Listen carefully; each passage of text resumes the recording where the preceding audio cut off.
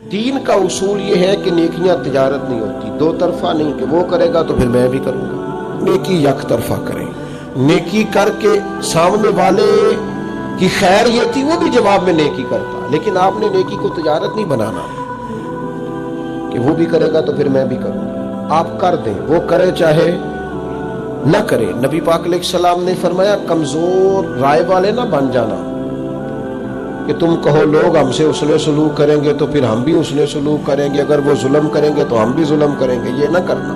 یا رسول اللہ کیا کریں؟ فرمایا اگر لوگ حسن سلوک کریں پھر بھی حسن سلوک کرنا، اور اگر کوئی زیادتی کرے پھر بھی حسن سلوک کرنا۔ حضور علیہ السلام نے فرمایا کہ یہ تو کمزور رائے ہے کہ وہ اچھا کرے گا تو اچھے ہو جائیں گے، پھر آپ کی فقیری کیا ہوئی، پھر آپ کے اندر انقلاب کیا ہے؟ یک طرفہ خیر خواہی کرنی ہے، سامنے والے سے مطالبہ نہیں کرنا۔ حضور علیہ السلام فرماتے ہیں میرے رب نے مجھے حکم دیا ہے کہ جو مجھ سے توڑے گا میں اس سے جوڑوں گا، اور اللہ نے مجھے حکم دیا ہے کہ جو محروم کرے گا اسے دیا جائے گا، اور جو ظلم کرے گا اسے معاف کر دیا جائے گا۔ اپنی طبیعت میں یک طرفہ خیر خواہی کا مزاج پیدا کریں۔ آپ یقین کریں اس دور میں کوئی بندہ مخلص ہو کے بات کرے تو لوگوں کو یقین ہی نہیں آتا، وہ کہتے ہیں ہو ہی نہیں سکتا، یہ کیسے ہے؟ یعنی رسول اللہ صلی اللہ علیہ وسلم کی امت میں کل خیر ختم ہو گئی ہے ہمارے خیال میں، معاذ اللہ۔ مفاد پرستی نے اس قدر زیادہ ڈیرے ڈالے، کوئی کام بھی لوگ کرتے ہیں نا، آپ نے ناراض نہیں ہونا، لیکن بہت سارے لوگ آگے کہتے ہیں جی اللہ کا فضل ہے 5 نمازیں بھی پڑھتا ہوں، تسبیح بھی نکالتا ہوں، صدقہ بھی دیتا ہوں، کام پھر نہیں چلتا۔ تو میں کہتا ہوں اس کا مطلب ہے تسبیحیں بھی کاروبار کے لیے پڑھتے ہو، صدقہ بھی اس لیے دیتے ہو کہ مال آئے، تو رضا الہی کدھر گئی؟ یہ جو چیز رضا الہی پر نہیں چلنے دیتی یہ مفاد پرستی ہے، مفاد پرستی۔ کبھی زندگی میں کوئی منصب مل جائے نا، منصب، تو اس منصب کو اپنی زندگی میں بگاڑ کا سبب نہیں کرنا۔ یہ جو ہمارے استاد ہوتے ہیں نا، الف با تا سا پڑھانے والے، اور شروع میں اسکول میں پرائمری پڑھانے والے، آپ پی ایچ ڈی بھی کر جائیں نا، استاد میٹرک ہے، آپ پی ایچ ڈی بھی کر جائیں تو استاد نے پھر بھی استاد ہی رہنا۔ ہمیں نہ ذرا کوئی منصب ملتا ہے نا ذرا، یعنی جو کل کو تنقید کر رہے ہوتے ہیں نا حکومت کچھ نہیں کر رہی، جب انہیں حکومت ملتی ہے نا پھر ان کو پتہ چلتا ہے اوہو کچھ ہو ہی نہیں سکتا، خزانہ ہی خالی ہے، حالات ہی خراب ہے، پچھلوں نے کچھ نہیں کیا۔ منصب لوگوں کو ملتا ہے تو لوگوں کے پاس پیسے آتے ہیں تو پھر ان کو غریب بندہ ہی کو نہیں نظر آتا۔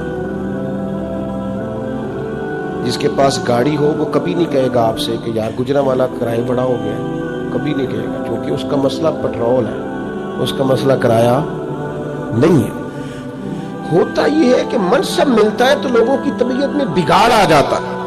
کوئی تو ہو نا جو آپ کو کہے وہ ادھر آئے نا، اس میں بھی ایک لذت ہے اگر انسان کے منصب نے اس میں بگاڑ پیدا۔ ہمارے منصب ہماری طبیعتوں میں، بڑا ظالم نہیں جو اپنی اماں کو بھی کہتا ہے کہ میں حضرت ہوں، میں ٹیچر ہوں، میں مالدار ہوں، ابا جی کو بھی کہتا ہے۔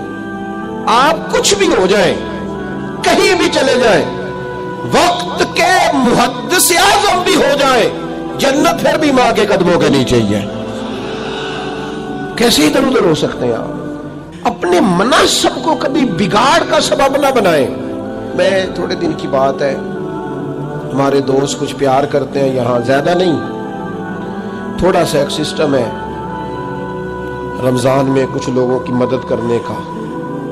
تو میں یہ کچھ دن ہوئے سیڑھیاں چڑھ رہا تھا مسجد کی گلی میں سے عصر کی نماز کے لیے، تو ایک بوڑھے نے مجھے آواز دی، صاحب السلام علیکم، نکی جی گل کرنی سی۔ میں کیوں حکم؟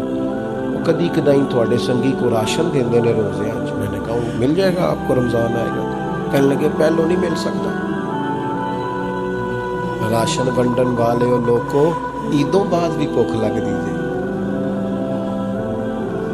پہلے نہیں مل سکتا۔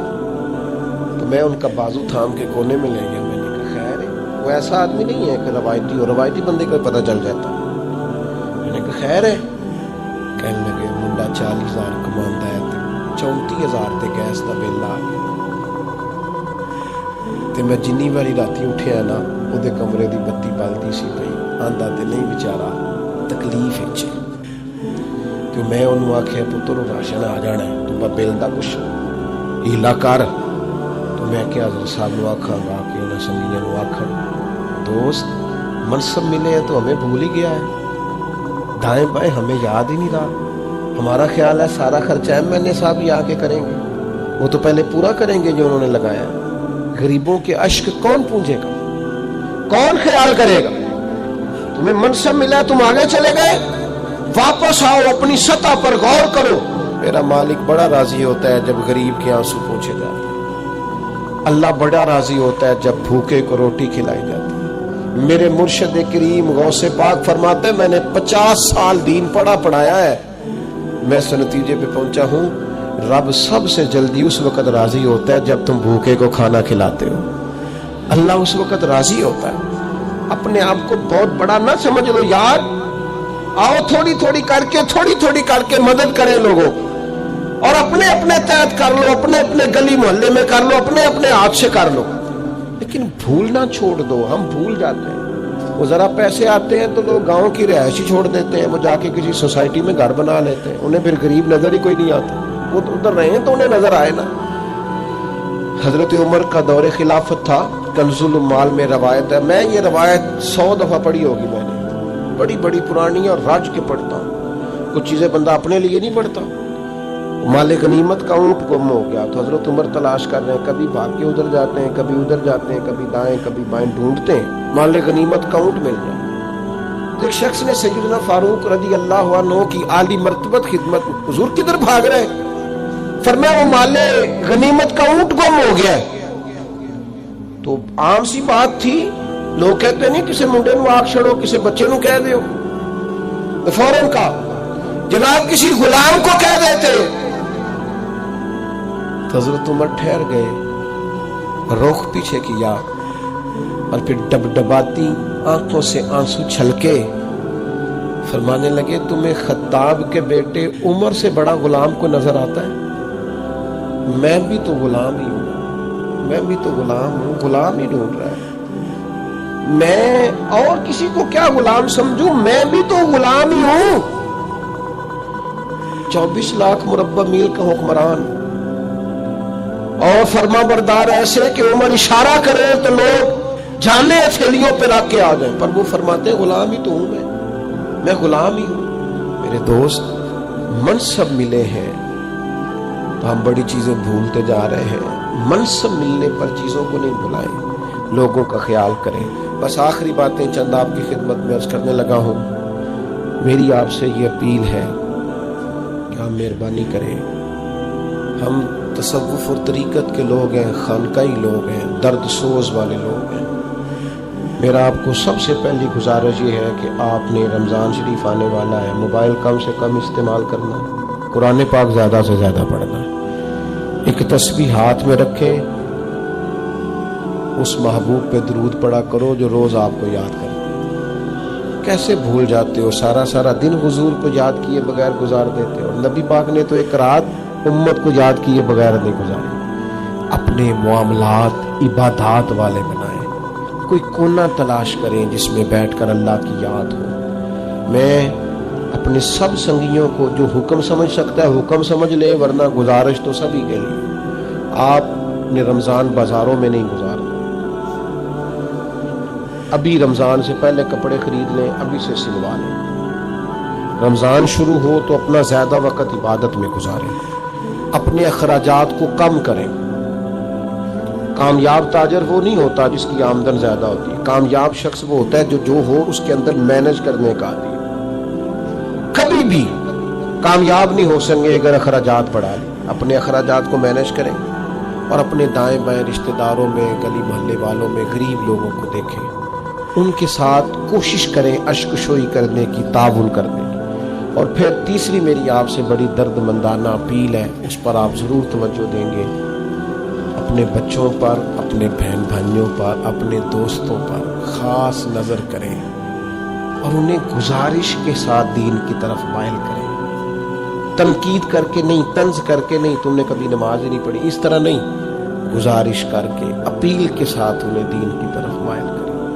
ان کو باقاعدہ قائل کریں کہ وہ مسجد میں حاضر ہوں. اکیلے ملیں, ان سے باقاعدہ ملاقات کریں، ٹائم لیں کہ جناب ملنا ہے، پھر ان سے گزارش کریں یار میرا بڑا دل کرتا ہے کہ مسجد میں اکٹھے جایا کریں۔ یہ اپنے دوستوں پر، احباب پر توجہ دیں۔ چوتھی میری آپ سے اپیل یہ ہے، ایک لمحہ بھی زندگی کا ضائع نہ کریں۔ جو لوگ طریقت کے مسافر ہوتے ہیں ان میں سب سے زیادہ تکلیف اس بندے کی طرف سے آتی ہے جو وقت ضائع کرتا ہے۔ وقت نہیں ضائع کریں، زیادہ سے زیادہ ہمت کریں، نیکیاں جمع کر لیں۔ پانچویں بات آج اس بڑے اجتماع میں آپ کی خدمت میں میری یہ ہے کہ ملک کے حالات بڑے سخت ہیں، قومی، ملی، صوبائی سطح پہ پریشانیاں ہیں۔ کوئی ایسی بات کبھی نہ کریں جس سے پریشانیوں میں مزید اضافہ ہو۔ کوئی انتشار کی بات، کوئی ایسی بات جس کی آپ کو پوری معلومات نہیں ہے، مزید شکوک پیدا کر دے۔ بہت ساری کہانیاں ایسی گردش کرتی ہیں جن کا وجود ہی نہیں ہوتا۔ الیکشن ہونے کے بعد بھی بے چینی اور بڑھ گئی ہے ملک میں۔ ہم کیا کرتے ہیں، ہم ایک اور اندر کی بات روز بتا رہے ہوتے ہیں اور پریشانیوں میں اضافہ کر رہے ہوتے ہیں۔ یہ قطعاً ایسی کوئی بات نہ کریں۔ آج چھٹی بات میری آپ کی خدمت میں یہ ہے، آج شب برات کی رات سے لے کر طے کر لیں ہم نے کبھی کسی شخص کی غیبت نہیں کرنی۔ بڑی بڑی بہترین اور سونی جماعتیں میں نے ٹوٹتی دیکھی ہیں۔ خانقاہی نظم میں آیا بندہ، درویشی کے قریب گیا بندہ، حضور کی محبت میں رونے والا بندہ، وہ دو بندے جو بازو پکڑ کے سائڈ پہ لے جاتے ہیں نا، کہتے یار تیرے نے گل کرنی جو ویکھی پتے ہوتے کی ہوئے، ان کو پتہ ہی نہیں تم نے ان کا دل پھاڑ کے رکھ دیا۔ تم نے اتنا بڑا شیطان دل پہ بٹھا دیا ہے کہ وہ دین کے راستے میں رکاوٹ بن گیا۔ اتنا بڑا جرم کیا تم نے۔ اس لیے کہا گیا کہ یہ غیبت زنا سے زیادہ خطرناک چیز ہے اور گندی چیز ہے۔ خدا را اس سے بچیں، گروپنگ نہ کریں، کسی جگہ گروپنگ نہ کریں، ورنہ اور لوگ آگے نکل جائیں گے، گروپنگ کرنے والا بندہ پیچھے رہ جائے۔ کسی جگہ بھی خاندانوں میں، قبیلوں میں، جماعتوں میں گروپ بندی کا حصہ نہ بنے، اس سے بچ جائے کسی طریقے۔ میں نے دیکھا ہے دوستوں کے اندر رہ کے کٹھے کھانا کھا کے ایک دوسرے کے خلاف اکسا رہے ہو۔ اتنی بڑی بددیانتی، ڈر نہیں لگتا اللہ سے؟ اور ایک تڑپ کے آپ کی خدمت میں عرض کرتا ہوں، ایک روٹی کھاؤ دن کی، لیکن رزق کو اچھی طرح چھان کے ٹٹول کے دیکھ لو، حرام کا لقمہ نہیں جانا چاہیے۔ کچھ نہیں آپ زندگی میں حاصل کر سکتے اگر آپ کا رزق پاک نہیں ہے۔ میں نے پہلے بھی کہا تھا، پھر کہتا ہوں، لاکھوں لوگ شب برات پہ توبہ کرتے ہیں، استغفار کرتے ہیں، لیکن اگر صبح جھوٹ ہی نہیں چھوڑنا تو کس کے سامنے کہانی بنا رہے ہو؟ اگر حرام ہی نہیں چھوڑنا، اونچی اونچی آواز میں چیخے مار کے رونے کا معنی کیا ہے؟ کس کو دھوکہ دے رہے ہو؟ خدا را اللہ کے حضور تو کم از کم حاضر ہو کے سچی بات کرو، رب کی بارگاہ کے اندر تو سچی بات کرو۔ اپنی طبیعت کو بدلو یار۔ بڑی باتیں ہو گئی، بڑی تقریریں ہو گئی، بڑے بات سن لیے، میں نے 30 سال سے مولوی سنے، 40 سال سے فلاں کیا، نتیجہ کیا ہے؟ میں اپنی اس خانقاہ سے وابستہ دوستوں سے، اور آپ جتنے آئے ہیں سارے پیار والے ہیں، سب سے اپیل کروں گا، تقریریں چھوٹی اور عمل زیادہ، عمل والی زندگی گزاریں۔ اللہ تعالی ہماری حاضری کو قبول فرمائے۔